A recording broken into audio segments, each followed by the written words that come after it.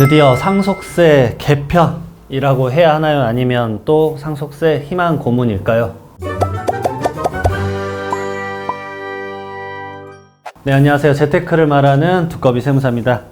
상속세 때문에 집 팔고 떠나지 않게 하겠다. 더불어민주당 이재명 대표님이 15일 상속세 개편 추진과 관련해서 말을 했어요.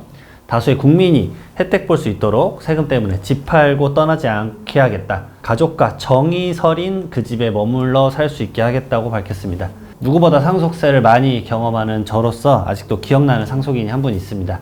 2024년 10월 달입니다. 불과 반년도 지나지 않았어요. 그때 연락이 오셔서 아버지가 위중하시다. 2025년 상반기로 마음의 준비를 하라는 의사분의 말을 듣고 저를 찾아오셨습니다.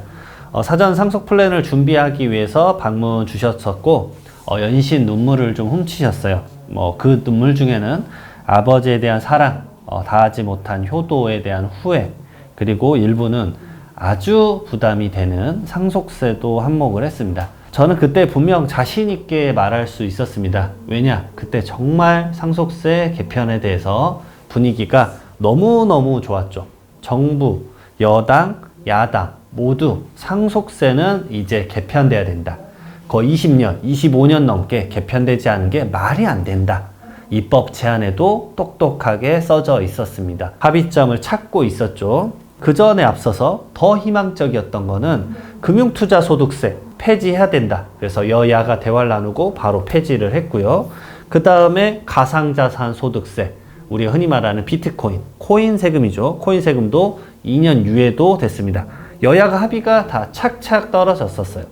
그리고 상속세는 무조건 이 어느 정도 일정 부분에 대해서는 합의가 이루어졌었기 때문에 특정 부분에 대해서는 합의가 안 되더라도 어떤 방향으로든 일부 협의가 돼서 무조건 개편이 될 거라고 정말 믿어 의심치 않았기 때문에 의뢰인에게 많이 말씀을 드렸습니다. 근데 이게 웬 말입니까? 계엄령이 터져버렸죠. 그렇게 개편 논의를 열심히 하던 중에 계엄령이 터졌고 상속세 개편은 혼란한 국정 속에서 아예 파묻혀 버렸습니다. 그래서 전혀 상속세 개편에 대해서 이루어지지 않고 끝났습니다.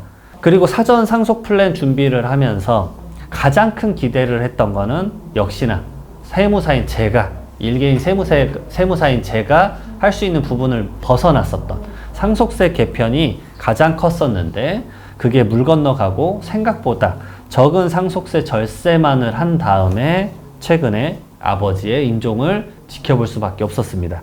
아직도 그 상속인 분들의 그 간절한 희망이 들리는 듯 합니다. 그리고 이렇게 다시 상속세 개편 이야기가 몇 달이 지났죠?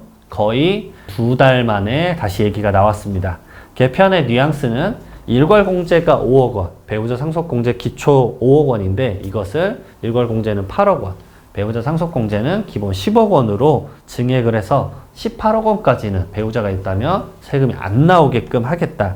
그래서 수도권 대다수의 중산층이 집 한 채 있으면 집을 팔면서까지 내가 살고 있던 그 따뜻한 정이 느껴지는 그 동네를 떠나지 않고 상속이 가능하게 하겠다라는 게 메인 같습니다. 그리고 하나 더 덧붙인 게 최고 세율이나 지금 과세표준 30억 원 초과 부분에 대해서는 무려 50%의 세율 구간인데 이거는 절대 할 수 없다. 양극화를 심화시키기 때문에 소수의 초부자를 위한 특권 감세는 안 된다는 강조도 덧붙였습니다. 누군가에게는 이게 동의하고 싶은 말일 수도 있고 누군가에게는 동의하고 싶지 않은 말일 수도 있습니다. 그러나 일부 중산층에게는 집 한 채가 상속세의 부담을 우려한다. 상승한 주택 가격과 변한 상황 속에 맞춰서 상속세를 현실화하자는 주장에 대해서 정말 통감하게 동의를 합니다. 제가 여러 번 말씀드렸지만 서울뿐만이 아니라 분당에 집 한 채 있었을 때 상속세 1억 5천. 이게 말이나 됩니까? 취득세까지 하면 거의 1억 8천만 원의 이 세금을 내야 되는 상황입니다. 그 정도 주택 받는데 1억 8천 못 내냐? 여러분들 통장 계좌에 1억 8천이 있으신 분이 있을 수 있겠죠. 근데 많지는 않으실 거라 봅니다. 그리고 통장에 그 돈이 있으신 분들은 그 말을 해도 되죠. 하지만 일부 상속인들에게는 그 돈은 너무나 큰 부담입니다.